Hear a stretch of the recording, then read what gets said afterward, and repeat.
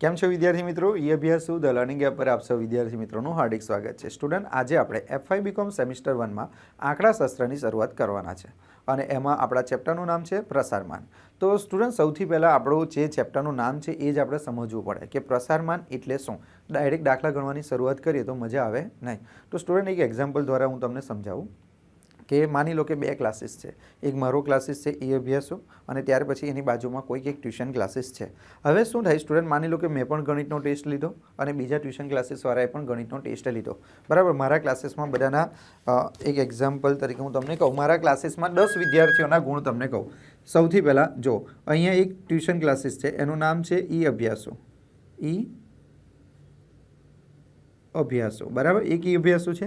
બીજું છે GPR studies. બરાબર. એક એક્ઝામ્પલ તરીકે હું તમને કહું છું કે આ જે ઈ અભ્યાસો છે એના 10 સ્ટુડન્ટોના માર્ક્સની આપણે વાત કરીએ તો એકના 95 છે, બરાબર, એકના 90 છે, એકના 85 છે, એકના 2 છે, એકના 0 છે, એકના 3 છે, એકના 7 માર્ક્સ છે, બરાબર છે. અહીંયા એક લઈ લઈએ આપણે, બરાબર, એકના 60 છે, બરાબર. તો 2, 2, 4, 2, 6, 7, 8, એકના 75 છે અને એકના 80 છે. તો આ જે ઈ અભ્યાસો છે, ઈ અભ્યાસોના જે 10 સ્ટુડન્ટો છે એ 10 સ્ટુડન્ટોના માર્ક્સ આ રીતે આવેલા છે.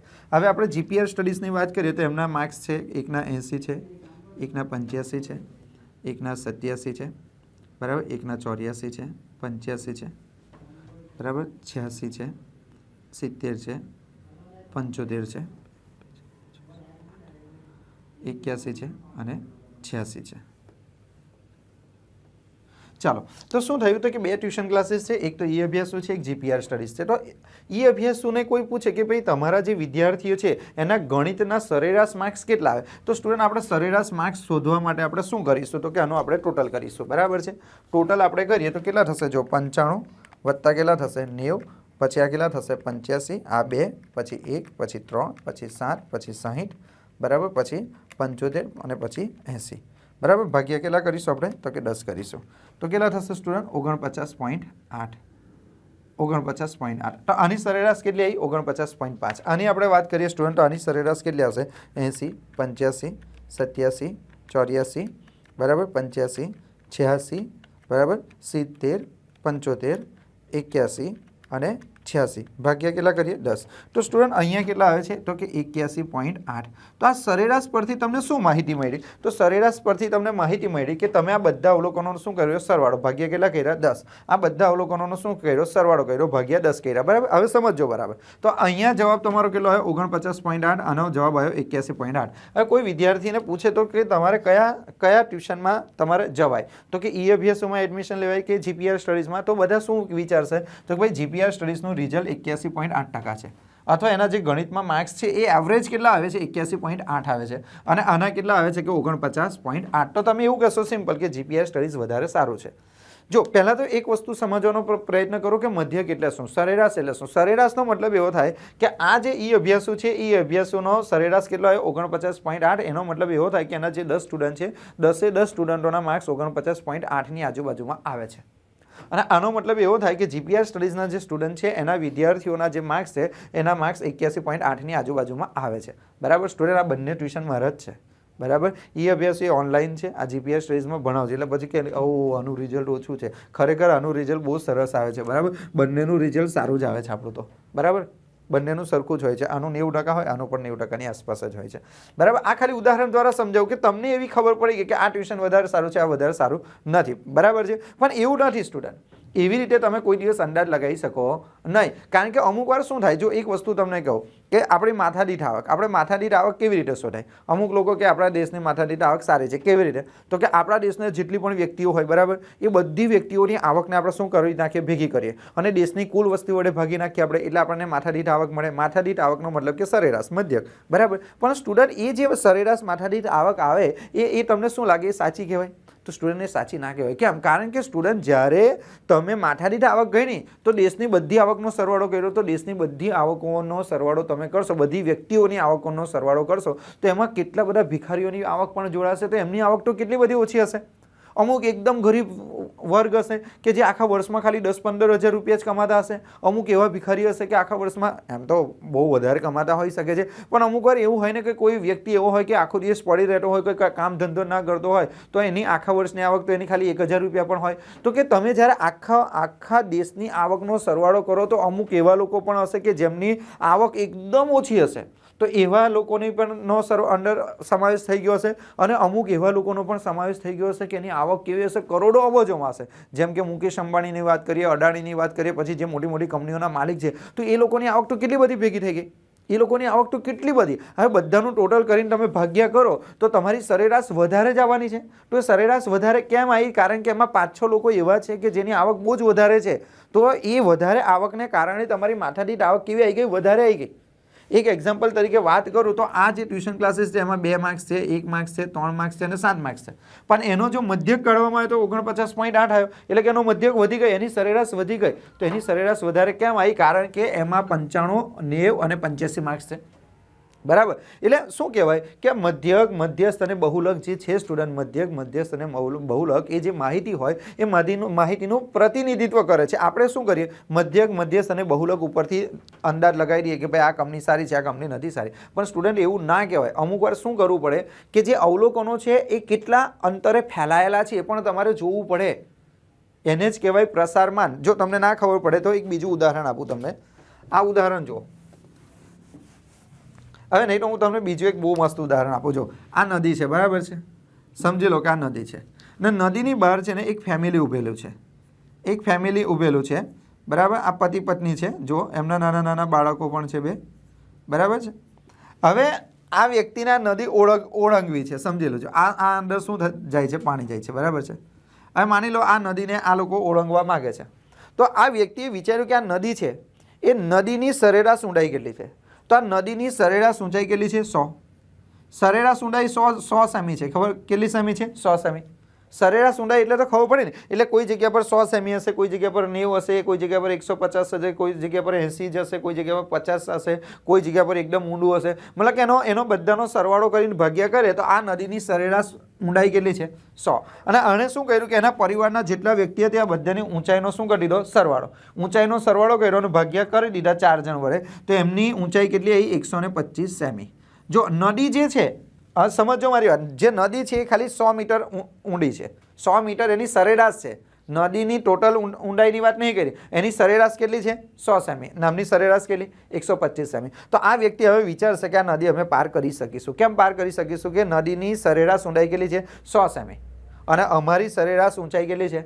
તો 125. તો અમે તો આરામથી નદી પાર કરી શકીશું. શું તમને શું લાગે કે આ લોકો નદી પાર કરી શકશે? સ્ટુડન્ટ, ના થાય એવી રીતે. કારણ કે તમે મધ્યક કર્યો, આનો મધ્યક કેટલો છે? 100 અને આમનો મધ્યક કેટલો છે? 125. આનો મધ્યક વધારે છે એટલે તમે એવું વિચારો કે આ નદીને તમે પાર કરી શકો, પણ તમે ના કરી શકો. કેમ? કારણ કે આ નદીમાં તમે જ્યારે પાર કરશો તો કોઈક જગ્યા એવી હશે કે 100 કરતાં પણ વધારે ઊંડાઈ અહીંયા હશે, 150 સેમી પણ હશે. એવું તો બની શકે કે નહીં? કારણ કે આ તો આપણો મધ્યક છે.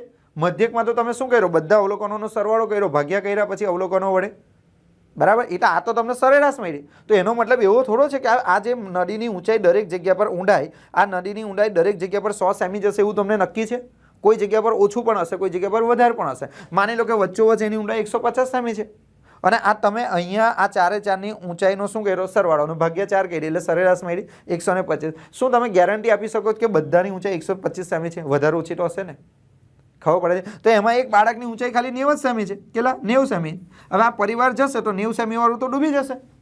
એટલે સ્ટુડન્ટ અમુક વાર આપણે શું કરીએ કે આપણે મધ્યક, મધ્યસ્થ અને બહુલક શોધીએ ને એની ઉપરથી આપણે અંદાજ લગાવી દઈએ, તો એ વસ્તુ ખોટું છે. આપણે એ નક્કી કરવું પડે. હવે આમાં તમારે આ નદી પાર કર્યું હોય ને તો તમારે એ નક્કી કરવું પડે કે આખી નદીની ભલે સરેરાશ સેમી 100 સેમી છે, પણ એમાં તમારે એ નક્કી કરવું પડે કે આખી નદીમાં સૌથી ઊંડાઈ કઈ જગ્યા પર વધારે છે.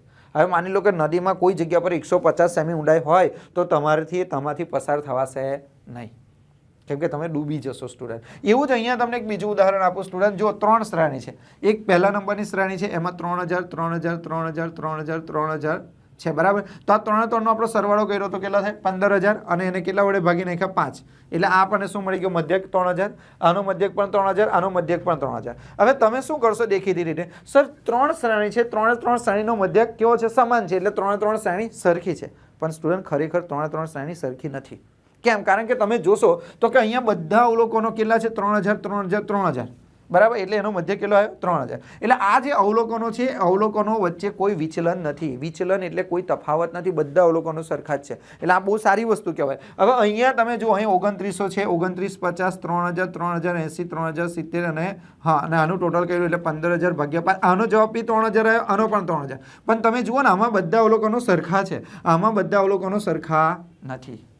એટલે કે અવલોકનો વચ્ચે શું છે? પ્રસાર છે. અવલોકનો પ્રસરેલા છે, પ્રસાર, બરાબર છે ને. એના જે માપ આપણે શોધીએ એને જ પ્રસારમાન કહેવાય. અહીંયા તમે જુઓ તો અહીં 2200 બી છે, નહીં 3250 છે, અહીં 3850 છે. જો 3000 કરતાં અહીં કેટલા બધા વધારે છે, નહીં 3000 કરતાં કેટલા ઓછા છે. તો આ અવલોકનો એકબીજાથી કેવા પ્રસરેલા છે? થોડા દૂર દૂર પ્રસરેલા છે, બરાબર છે. તો સૌથી સારું માપ આ કહેવાય, કારણ કે આ એકબીજાને એકદમ નજીક નજીક જ છે. આ બી એકબીજાની નજીક નજીક છે, પણ આનો મધ્યક ભલે 3000 હોય, પણ અવલોકનો એકબીજાથી કેટલા દૂર છે? ખબર પડે છે મારી વાત? એટલા જ માટે સ્ટુડન્ટ તમારે શું શોધવું પડે? તો કે તમારે પ્રસારમાનના માપ શોધવા પડે. પ્રસારમાનના માપ એટલે અવલોકનો કેટલા એકબીજાથી દૂર ફેલાયેલા છે. અવલોકનો જે છે, જેમ કે આ અવલોકનની આપણે વાત કરીએ, આ અવલોકનો એકબીજાથી કેટલા ક્યાં ફેલાયેલા છે? તો આમાં તમારે શું કરવાનું? સૌથી મોટું અવલોકન કયું છે આમાં? તો કે આમાં સૌથી મોટું અવલોકન છે 3850, અને આનું સૌથી નાનું અવલોકન કયું છે? તો કે 2200. આ બંનેનો શું કરી દેવાની? બાદબાકી, બરાબર. તો આની તમે બાદબાકી કરો ને, સૌથી મોટા અવલોકનમાંથી સૌથી નાનું અવલોકન તમે માઇનસ કરો તો એને તમે શું નામ આપી શકો? વિસ્તાર. એને તમે શું નામ આપી શકો? વિસ્તાર. ઇંગ્લિશમાં એને શું કહેવાય સ્ટુડન્ટ? તો ઇંગ્લિશમાં એને કહેવાય રેન્જ. શું કહેવાય? રેન્જ. બોલો, આટલું ખબર પડે છે હું શું કહેવા માંગુ છું? એ સમજાય છે તમને? તો સ્ટુડન્ટ હું તમને ખાલી એટલું જ કહેવા માંગુ છું કે મધ્યક, મધ્યસ્થ અને બહુલક પરથી તમે કોઈ નિર્ણય લઈ શકતા નથી. એની ઉપરાંત તમારે અમુક બીજી વસ્તુ પણ જોવી પડે કે અવલોકનો છે એ અવલોકનો કેવા ફેલાયેલા છે, એકબીજાથી અવલોકનો કેટલા દૂર ફેલાયેલા છે ને એના જ માટે આપણે શું શોધવું પડે? પ્રસારમાન. તો પ્રસારમાનમાં સ્ટુડન્ટ આપણે કઈ કઈ વસ્તુ ભણવાની છે? તો કે પ્રસારમાનમાં સૌથી પહેલાં તમારે શોધવાનું હોય છે નંબર 1 વિસ્તાર, બીજા નંબર પર વિસ્તારાંક શોધવાનું હોય, પછી ચતુર્થક વિચલન, ચતુર્થક વિચલાંક, સરેરાશ વિચલન, સરેરાશ વિચલાંક, બરાબર, પ્રમાણિત વિચલન, પ્રમાણિત વિચલાંક અને ચલનાંક, અને મિશ્ર પ્રમાણિત વિચલન. આટલી બધી વસ્તુનો આપણે અભ્યાસ કરવાનો છે. તો સૌથી પહેલાં સ્ટુડન્ટ આપણે જે અભ્યાસ કરીશું એ વિસ્તાર. તો સ્ટુડન્ટ આ ચેપ્ટરમાં આપણે જે અભ્યાસ કરવાનો છે, સાનો અભ્યાસ કરવાનો છે? તો સૌથી પહેલાં સ્ટુડન્ટ આપણે અભ્યાસ કરવાનો છે વિસ્તાર. શાનો અભ્યાસ કરવાનો છે? વિસ્તાર, બરાબર છે. એ જ રીતે આ બાજુ આપણે લખીએ સ્ટુડન્ટ વિસ્તારાંક. વિસ્તારાંક, બરાબર. એક તો વિસ્તારનો અભ્યાસ કરવાનો છે, બીજું વિસ્તારાંક. પછી એ જ રીતે આપણે અભ્યાસ કરવાનો છે ચતુર્થક, ચતુર્થક વિચલન. સ્ટુડન્ટ શાનો અભ્યાસ કરવાનો બોલો છો? ચતુર્થક વિચલન. એવી રીતે આ બાજુ આપણે એવું લખી શકીએ ચતુર્થક વિચલનાંક, વિચલનાંક, બરાબર. ત્યાર પછી સ્ટુડન્ટ આપણે સરેરાશ વિચલનનો અભ્યાસ કરવાનો છે. સરેરાશ વિચલન, અને આ બાજુ સરેરાશ વિચલનાંક, સરેરાશ વિચલાંક, બરાબર. આ બાજુ આપણે અભ્યાસ કરીશું પ્રમાણિત વિચલન, પ્રમાણિત વિચલન, અને આ બાજુ આપણે પ્રમાણિત વિચલનાંક, વિચલનાંક, બરાબર છે. ત્યાર પછી આપણે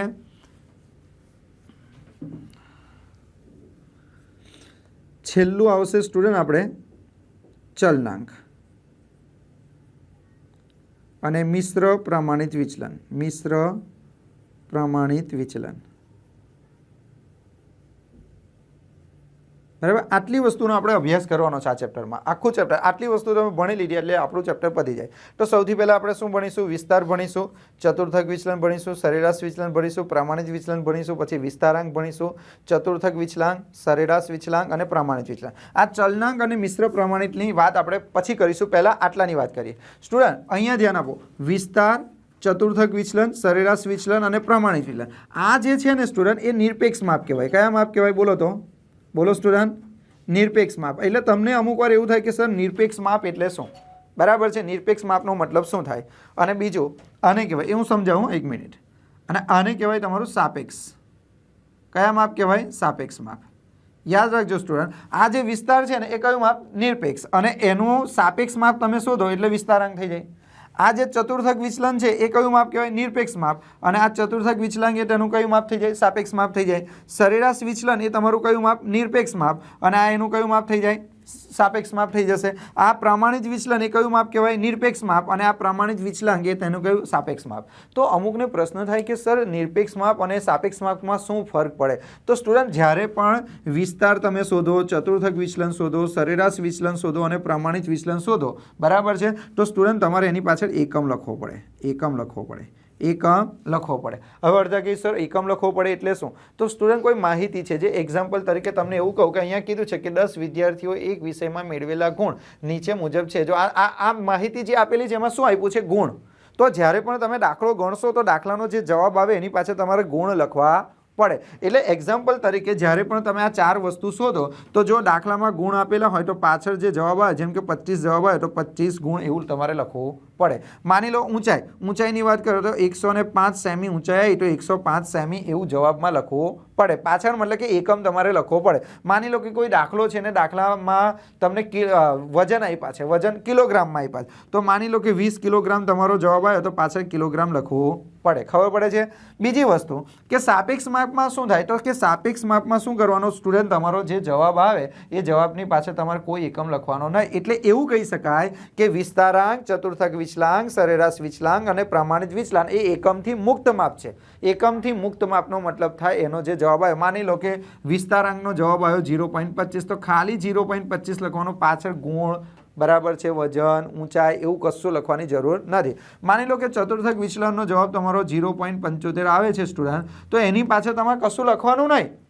કે માની લો કે માહિતીમાં ગુણ લખેલા તે ગુણ નહીં લખવાના, વજન આપેલો તો વજન, એવું કંઈ લખવાની જરૂર નથી. એટલે આમાં તમારે એકમ લખવો પડે, આમાં તમારે એકમ ના લખવો પડે. સર આ તો ખબર પડી ગઈ કે નિરપેક્ષ માપમાં એકમ લખવાનું અને સાપેક્ષમાં નહીં લખવાનું, પણ સર અમને તો હજુ ના ખબર પડી કે નિરપેક્ષ અને સાપેક્ષમાં શું ફરક? એક વસ્તુ છે, જો અહીં ધ્યાન આપો. માની લો કે કોઈ માહિતી આપેલી છે ગુણમાં, બરાબર. અહીં હું તમને એક એક્ઝામ્પલ તરીકે કહી દઉં, સમજશો તો મજા આવશે, બરાબર છે સ્ટુડન્ટ. એક માહિતી હું તમને આપું. તમારી પાસે 2 માહિતી છે. એક તો ગુણ આપ્યા છે, એક ખાલી ગુણ આપેલા છે, બરાબર. તો કેટલા ગુણ છે? 12, 13, 10, 15, 20, 21, 25 આ ગુણ આપ્યા છે, બરાબર છે. હવે તમારે આમાં પ્રસાર જોવો છે, બરાબર છે, કે આ અવલોકનો જે છે એમાં કેટલો પ્રસાર રહેલો છે. તો તમે આનો શું શોધશો? વિસ્તાર. માની લો કે તમે આનો વિસ્તાર શોધો, બરાબર છે, આનો વિસ્તાર. કારણ કે આ બધી માહિતી શામાં છે? ગુણ. તો એમાં કયું માપ શોધવું પડશે? આમાં નિરપેક્ષ માપ શોધવું પડે. કેવું?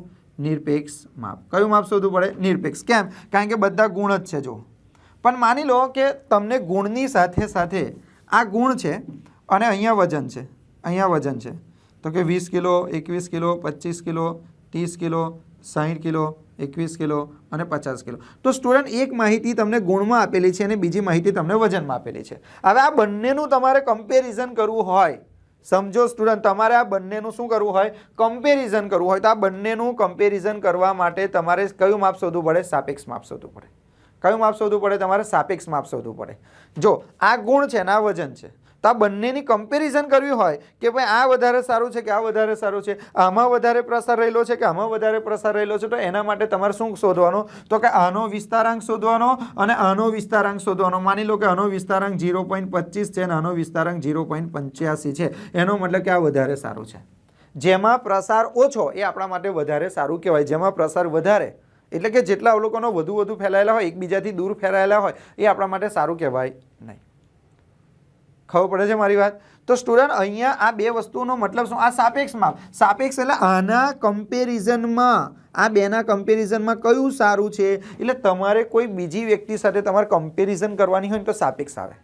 ચાલો મેં અહીંયા ઊભો છું, મારી બાજુમાં બીજો, મેં માલદાર વધારે છું કે તું માલદાર વધારે, કાં તો મેં વધારે ગરીબ છે કે તું વધારે ગરીબ છે, 2 વચ્ચેની કમ્પેરિઝન આવીને તો એને કયું માપ કહેવાય? સાપેક્ષ. એટલે જ્યારે 2 માહિતીનું કમ્પેરિઝન કરવામાં આવે સ્ટુડન્ટ તો એને કહેવાય સાપેક્ષ. અને કોઈ એક જ માહિતી હોય અને એનો તમારે કોઈ માપ શોધવું હોય કે એમાં વિચલન કેટલું છે, એમાં અવલોકનો કેટલા વધારે ફેલાયેલા છે, તો તમારે એનું કયું માપ શોધવું પડે? નિરપેક્ષ. બરાબર. તો આમાં શું કરવું પડે? સૌથી પહેલાં આનો વિસ્તારાંક શોધવો પડે. વિસ્તારાંક હોય કે ગમે તે, અને આનો પણ વિસ્તારાંક શોધવો પડે અને ત્યાર પછી તમારે ડિસિઝન લેવું પડે. પણ આ દાખલામાં આમાં તો તમારે શું કરવાનું, ખાલી વિસ્તારાંક જ, તમારે ડિસિઝન નથી લેવાનું. અહીંયા તમારે ડિસિઝન નથી લેવાનું, એટલે અહીંયા ખાલી તમને એવું શીખવાડશે કે વિસ્તારાંક શોધવાનો કયો. તો દાખલામાં કોઈ એક જ માહિતી આપેલી હશે, બરાબર. તો વિસ્તારાંકને એ ખબર પડી ગઈ તમને, બરાબર. નિરપેક્ષ માપ અને સાપેક્ષ માપ તમને ખબર પડી ગઈ, તો હા સર. તો હવે સ્ટુડન્ટ આપણે સૌથી પહેલાં ભણીશું વિસ્તાર અને વિસ્તારાંક. ચાલો, વિસ્તાર અને વિસ્તારાંક કેવી રીતે ભણી શકાય. સ્ટુડન્ટ જો આ લેક્ચર બહુ લાંબો થશે, બરાબર છે, એટલે અમે અલગ અલગ ભાગમાં મૂકીશું, ભાગ નંબર 1, ભાગ નંબર 2. જો આ બધા દાખલા તમારે સોલ્યુશન કરવું હોય સ્ટુડન્ટ, બધા દાખલાનું, તો આના બધા ભાગ જોજો તમે. ને તમે આ બધા ભાગ જોશો ને તો તમને મજા આવવાની છે. ભલે અત્યારે તો મેં થિયરી સમજાવી, કદાચ એમાં તમને ના ખબર પડી હોય, પણ હવે પછી જે દાખલા કરીશું ને એ દાખલા બહુ જ મહત્ત્વના છે. અને માની લો કે આ લેક્ચરમાં 2 જ દાખલા થાય તો તમારે બીજો લેક્ચર જોવાનો, બધા લેક્ચર તમે જોશો ને તો એટલે આ ચેપ્ટર તમારું પાકું થઈ જશે. અમુકના મનમાં એવો બી પ્રશ્ન થતો હશે કે સર આ ઈ અભ્યાસ શું છે શું.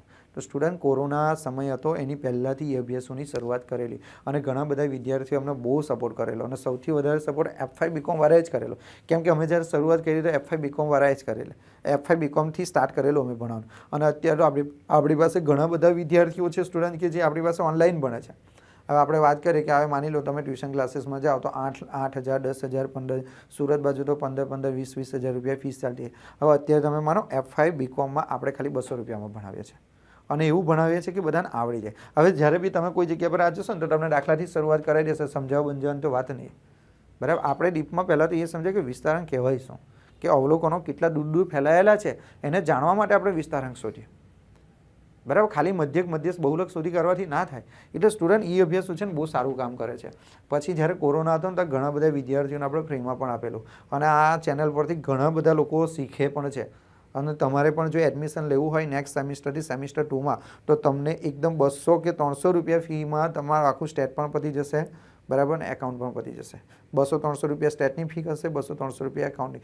ઘેર બેઠા મસ્ત ભણો ને, બરાબર. કેટલો બધો ટાઈમ તમારો બચી જાય. અને તમને વિશ્વાસ ના થાય ને તો તમારે યુટ્યુબ પર સર્ચ મારજો શાખાના હિસાબો. તમારા ચેપ્ટર આવે છે ને શાખાના હિસાબો, એ ચેપ્ટર સર્ચ માર. 72,000થી વધારે વ્યૂઝ છે અંદર. ને તમે ખાલી એની કોમેન્ટ વાંચજો. તમને લેક્ચર જોવાનો કંટાળો કદાચ આવે તો ખાલી નીચે કોમેન્ટ વાંચવાની. કોમેન્ટમાં જે કીધું છે ને એની ઉપરથી તમને ખબર પડે કે કયા લેવલનું આપણે ભણાવીએ છીએ, બરાબર છે. તો ચાલો સ્ટુડન્ટ આપણે શરૂઆત કરીએ. તો સૌથી પહેલાં સ્ટુડન્ટ આપણે શું ભણીએ, વિસ્તાર.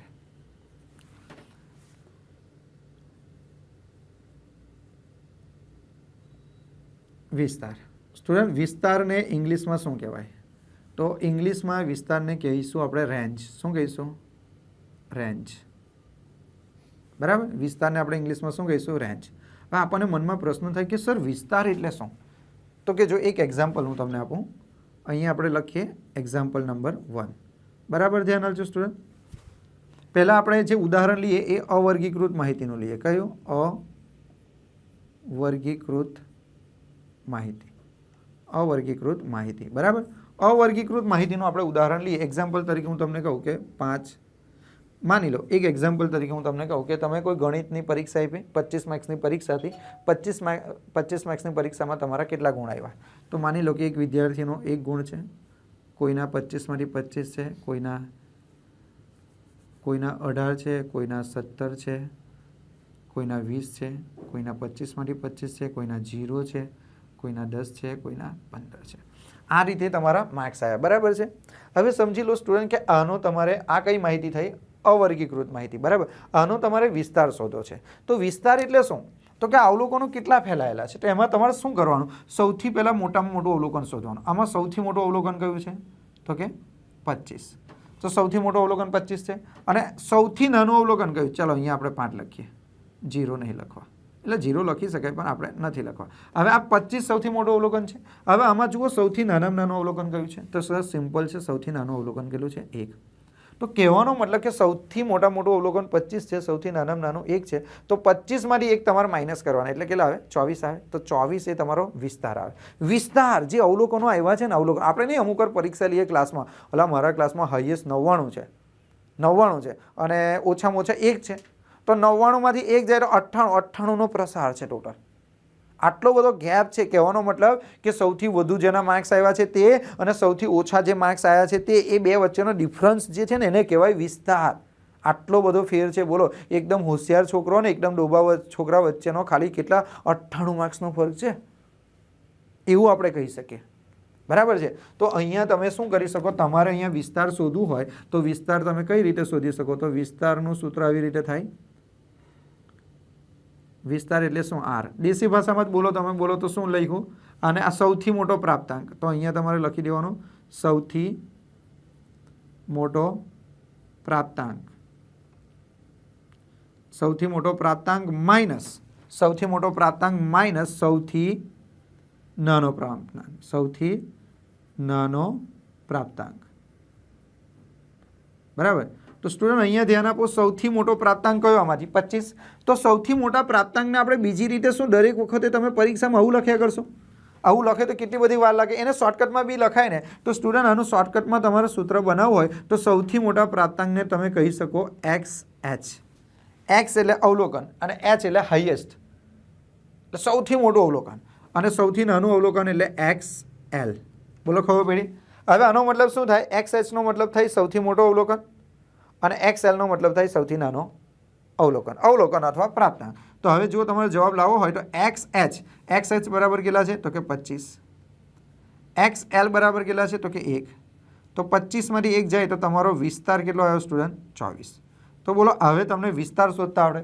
તો વિસ્તાર શોધવું હોય તો તમારે શું કરવાનું, તમારો જે દાખલો હોય એમાં સૌથી મોટું અવલોકન જોવાનું, સૌથી નાના અવલોકનમાંથી શું કરવાનું, માઇનસ કરવાનું, બરાબર. ત્યાર પછી શું કરવાનું સ્ટુડન્ટ, તમારે આને કયું માપ કહેવાય, બોલો તો, નિરપેક્ષ માપ. કયું માપ, નિરપેક્ષ માપ. આને નિરપેક્ષ માપ કહેવાય, બરાબર. એટલે આ 24 આવ્યા ને, 24ની પાછળ તમારે ગુણ એવું લખવું પડે, બરાબર છે. હવે આપણે વિસ્તાર પછી શું શોધવાનું છે, વિસ્તારાંક. વિસ્તારાંક. તો સ્ટુડન્ટ વિસ્તારાંક જે છે ને એને કયું માપ કહેવાય, બોલો તો, પરોક્ષ માપ. પરોક્ષ માપ, પરોક્ષ માપ, બરાબર. તો વિસ્તારાંકમાં તમારે શું કરવાનું સ્ટુડન્ટ, વિસ્તારાંકમાં તમારે શું કરવાનું, તો વિસ્તારાંકમાં તમે જે આર શોધ્યો ને, એટલે કે વિસ્તાર, વિસ્તાર એટલે કે આર ના છેદમાં સૌથી મોટું અવલોકન વત્તા સૌથી નાનું અવલોકન, આ રીતે કરવાનું. ખબર પડે છે? સૌથી મોટા અવલોકનમાં સૌથી નાનું અવલોકન પ્લસ કરી દેવાનું. તો વિસ્તારાંક શોધવા માટે તમારે શું કરવું પડશે સ્ટુડન્ટ, વિસ્તાર આર, આર બરાબર કેટલા જવાબ આવ્યા, તો કે 24, છેદમાં સૌથી મોટું અવલોકન કેટલું, 25, સૌથી નાનું કેટલું, 1. તો જો વિસ્તારાંક કેટલો થાય છે, તો કે અહીંયા કરો ને 24, 25 ને કેટલા થાય, 26 થઈ ગયા ને કે નહીં. તો શું કરીશું, 24 ભાગ્યા 26. તો સ્ટુડન્ટ તમારો જવાબ આવે 0.92. બોલો, ખબર પડી કે ના ખબર પડી? તો આ તમારો શું થઈ ગયો સ્ટુડન્ટ, વિસ્તાર. તો વિસ્તાર કેવી રીતે શોધવાનો, વિસ્તારાંક કઈ રીતે શોધવાનો, ખબર પડે છે? તો કે હા. તો આ કઈ માહિતી હતી, બોલો તો, આ કઈ માહિતી હતી, તો કે અવર્ગીકૃત માહિતી હતી. ચાલો આગળ આપણે જોઈએ એક્ઝામ્પલ નંબર 2, બરાબર. પછી હવે માહિતી આવશે સ્ટુડન્ટ અસતત આવૃત્તિ વિતરણ. અસતત આવૃત્તિ વિતરણ હોય કયું, અસતત આવૃત્તિ વિતરણ. અસતત આવૃત્તિ વિતરણમાં આપણે વિસ્તાર કેવી રીતે શોધી શકીએ, કાં તો પછી તમને ચલની સાથે આવૃત્તિ આપી, એક્ઝામ્પલ તરીકે તમને ચલ આપી દીધો હોય, શું આપી દીધો હોય, ચલ. ચલ એટલે એક્સની કિંમત, અને એની બાજુમાં તમને શું આપી દીધું હોય, આવૃત્તિ. એક્ઝામ્પલ તરીકે હું તમને કહું 5, 7, 8, 15, 25 ને 27. અહીંયાની આવૃત્તિ હોય 5, 1, 0, 3, 9 અને 10. આવી રીતે તમને માહિતી આપેલી, જુઓ માહિતી જોઈ લો તમે, અસતત આવૃત્તિ વિતરણ, બરાબર છે. ચાલો, તો આનો તમારે વિસ્તાર શોધવો હોય સ્ટુડન્ટ, તો વિસ્તાર આનો કેવી રીતે શોધી શકે, તો હવે આપણે શોર્ટકટ જ મારવાની, વિસ્તાર. વિસ્તાર એટલે શું, આર. તો સૌથી પહેલાં તમારે શું લખવાનું, સૌથી મોટું અવલોકન માઇનસ સૌથી નાનું અવલોકન. તો સૌથી મોટું અવલોકન અહીંયા જોવાનું, તમારે ચલમાં જોવાનું, આવૃત્તિમાં જોવાનું નહીં. તો સૌથી મોટું અવલોકન કેટલું છે, 27. એમાંથી તમે માઇનસ કરી દો સૌથી નાનું અવલોકન કેટલું, 5, બરાબર. તો 27માંથી 5 જાય તો કેટલા, 22. તો આ તમારો શું થઈ ગયો સ્ટુડન્ટ, વિસ્તાર. ખબર પડી ગઈ? હવે માની લો તમારે વિસ્તારાંક શોધવો છે. શું શોધવો છે, વિસ્તારાંક. વિસ્તારાંક. ભાઈ અમુક વાર તમને વિસ્તારાંક નહીં કીધું હોય, પણ તમને શું કીધું હશે, સાપેક્ષ માપ શોધો. સાપેક્ષ માપ એટલે વિસ્તારાંક. તો સાપેક્ષ માપ વિસ્તારાંક આપણે શોધવું છે, બરાબર છે. તો એનું સૂત્ર આપણે શું લખીશું, પહેલાં તો આર લખવાનો, છેદમાં સૌથી મોટું અવલોકન વત્તા સૌથી નાનું અવલોકન. તો આર બરાબર કેટલા આવ્યા 22. સૌથી મોટું અવલોકન કેટલું છે 27. સૌથી નાનું અવલોકન 5. તો 22 છેદમાં કેટલા 32. તો 22 ભાગ્યા 32 કરો. અમુક વાર લખવામાં ભૂલ થઈ જાય તો જાતે સુધારી લેવાનું, બરાબર. 22 ભાગ્યા કેટલા કરીએ આપણે 32. તો 0.6875 આવે. કેટલા 6875. એટલે કહેવાનો હું તમને શું સમજાવું, આ બંનેમાં સૂત્ર સેમ જ રહે છે. જો તમારા દાખલામાં મેં આવી માહિતી આપે તો પણ સૌથી મોટા અવલોકનમાંથી સૌથી નાનું અવલોકન માઇનસ કરવાનું, અને જો અસતત આવૃત્તિ વિતરણ હોય ને આવી રીતે અસતત ને આવું બધું તમને યાદ ના રહે તો શું કરવાનું, અને શું કહે ચલની સાથે શું આપ્યું હોય આવૃત્તિ. જો અહીંયા ખાલી કોણ છે, ખાલી ચલ હોય, ખાલી ચલ છે ને, આ ખાલી ચલ જ આપ્યો છે, એની સાથે આવૃત્તિ નથી આપી. અહીંયા શું કીધું છે, ચલ પણ આપ્યો છે અને બીજું શું આપ્યું છે, આવૃત્તિ. તો ચલની સાથે આવૃત્તિ આપેલી હોય તો આ સૂત્ર. અને છેલ્લું અહીંયા ધ્યાન આપજો, લાસ્ટ, બરાબર, સતત આવૃત્તિ વિતરણ. કયું? સતત આવૃત્તિ વિતરણ.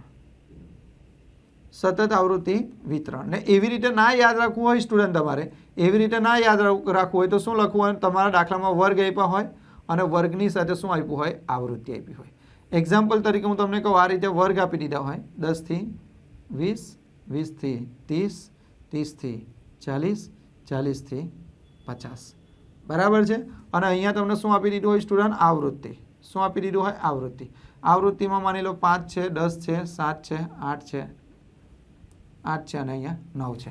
તો આનો તમને વિસ્તાર શોધવાનો કે સ્ટુડન્ટ, જો અહીંયા ધ્યાન આપજો, 3 રીત મેં તમને બતાવી દીધી, પછી આ બધા દાખલા સોલ્વ કરવાના છે, બરાબર. હવે માની લો કે આમાં તમારે વિસ્તાર શોધવો હોય તો વિસ્તાર કેવી રીતે શોધી શકાય, તો કે વિસ્તાર આર બરાબર સૌથી મોટું અવલોકન માઇનસ સૌથી નાનું અવલોકન.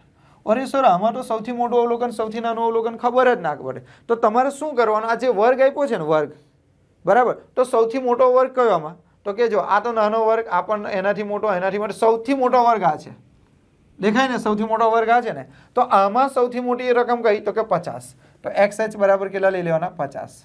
અને XL એટલે સૌથી નાનું અવલોકન. તો સૌથી નાના અવલોકન માટે તમારે શું કરવાનું, જે વર્ગ સૌથી નાનો હોય તે લેવાનો. તો કયો વર્ગ સૌથી નાનો છે, તો કે 10 થી 20. તો 10 થી 20માં નાનું કોણ, 10, તો 10 લઈ લેવાના. તો 50 માંથી 10 જાય તો કેટલા, 40. ભાઈ આટલું ના આવડે તમને ખાલી, સર મને તો કોઈ ખબર જ ના પડી. એટલે એમાં શું ખબર પડવાની, તમને આવી રીતે વર્ગ આપ્યા હોય કે નહીં, વર્ગ, તો આમાં સૌથી મોટો વર્ગ કયો, તો સૌથી મોટો વર્ગ કયો, 40 થી 50. તો 40 થી 50માં મોટું કોણ, 50, તો અહીંયા 50 લેવાના, પછી નાનામાં 40 ના લીધા. ખબર પડે છે. તમારે શું કરવાનું, સૌથી પહેલાં તમારે એ નક્કી કરવાનું સૌથી મોટો વર્ગ આ છે, તો આની ઉપલી નિયંત્રણ રેખા લેવાની, ઉપલી એટલે કોણ 50, અને આમાં નીચે નહીં કેટલા 10. ખબર પડે છે, ખ્યાલ આવે છે કે નહીં. અહીંયા તમારે વર્ગ જોઈ લેવાનો, આ વર્ગ સૌથી મોટો વર્ગ છે, તો સૌથી મોટો વર્ગ કયો છે 40 થી 50, તો એમાં કયા લેવાના આપણે 50 લેવાના. હવે અહીં નાનું લેવાનું, તો સૌથી નાનો વર્ગ કયો 10 થી 20, તો એમાં સૌથી નાનું અવલોકન કયું 10, તો 10 લેવાના, 50 માંથી 10 જાય તો 40. હવે આપણે એનો વિસ્તારાંક શોધીએ. વિસ્તારાંક, તો વિસ્તારાંકનું સૂત્ર શું થશે, R છેદમાં XH વત્તા XL. તો સ્ટુડન્ટ R બરાબર કેટલા 40, XH બરાબર કેટલા બોલો તો કે 50 વત્તા કેટલા 10, તો 40 છેદમાં 60. 0.67ની આસપાસ આવશે કદાચ, છતાં આપણે કરી જોઈએ 40 ભાગ્યા 60. હા 0.67. તો આ તમારો શું થાય, વિસ્તારાંક આવી ગયો, બરાબર. અહીંયા તમારે શું લખવું પડે, માની લો કે આ ગુણ છે, ગુણ, તો અહીંયા ગુણ લખવો પડે. અહીંયા પાછળ કોઈ એકમ લખવાનો નહીં. બોલો સમજ પડી, તો કે સર હા ખબર પડી ગઈ. પણ સ્ટુડન્ટ હવે ધ્યાન આપો, ખાલી આટલું નથી ભણવાનું. હવે હું દાખલા ગણાવીશ, તે દાખલામાં જુઓ અલગ અલગ વસ્તુ હશે. આ બધા તમારી ચોપડીના બધા દાખલા મેં લઈ લીધેલા છે, એટલે આટલું તમે કરો ને એટલે તમારું વિસ્તારવાળું પાકો. પછી બીજો વિડીયો આવશે ને સ્ટુડન્ટ, એમાં ચતુર્થક વિચલન લઈશું, પછી પ્રમાણિત લઈ લઈશું, અને સરેરાશ, અને ચલનાંક, અને મિશ્ર, એટલે તમારું પતી જશે, બરાબર. તો ચાલો પહેલો દાખલો જોઈએ.